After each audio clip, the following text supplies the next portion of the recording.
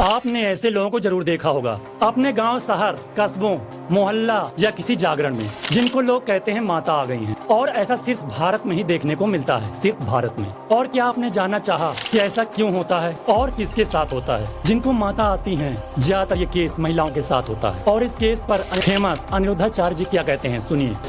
देखिए, देवी देवताओं का आना आश्चर्य नहीं है। देवी देवता आते हैं पर वो हृदय में आकर के आपको शांति का अनुभव कराते हैं, आनंद का अनुभव। ईश्वर तो हमारे अंदर ऑलरेडी है, हमें उसकी अनुभूति करना है। कई बार ये जो देवी देवता आते हैं, देवी आकर माता आ गई हो, ले झूम झूम के लोग तो है ना, वो ठीक नहीं है। देवी देवता जब आएंगे तो चित्त बिल्कुल शांत हो जाएगा।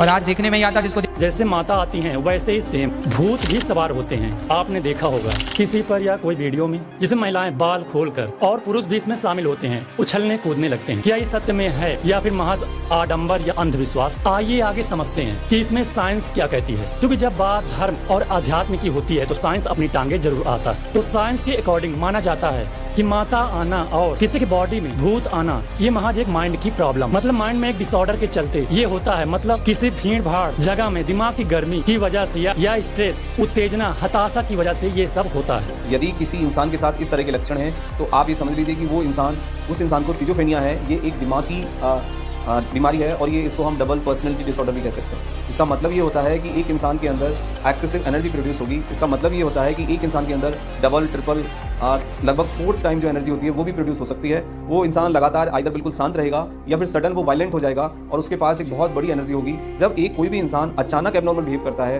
वो बहुत ज़्यादा पावर उसमें दिखाई देती है आपको मानसिक शारीरिक रूप से। वो किसी इंसान को मार देता है या फेंक देता है या गाली देता है।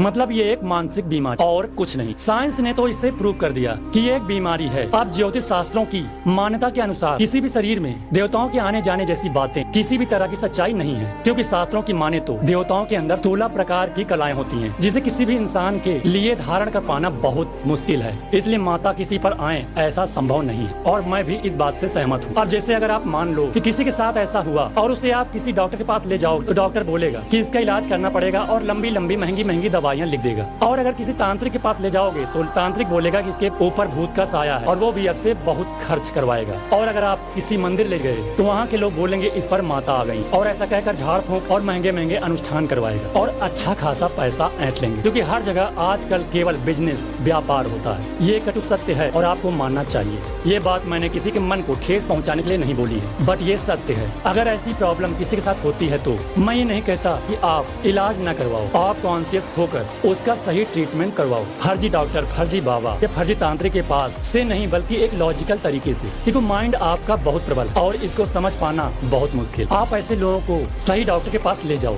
मंदिर ले जा रहे हो तो जरूर ले जाओ, क्योंकि वहाँ पॉजिटिव एनर्जी का बसेरा होता है। और हवन पूजा पाठ करवाने से घर में पॉजिटिविटी आती है। साफ सुथरे रहो, क्योंकि नकारात्मकता सोच से माइंड में नकारात्मकता आती है। हमेशा सकारात्मक सोचो, सब कुछ सकारात्मक होगा और देखना बहुत कुछ बदल जाता है। अब लास्ट आपको क्या लगता है, ऐसी चीजों पर हम सभी को बिलीव करना चाहिए? कमेंट में जय माता दी जरूर लिखिए।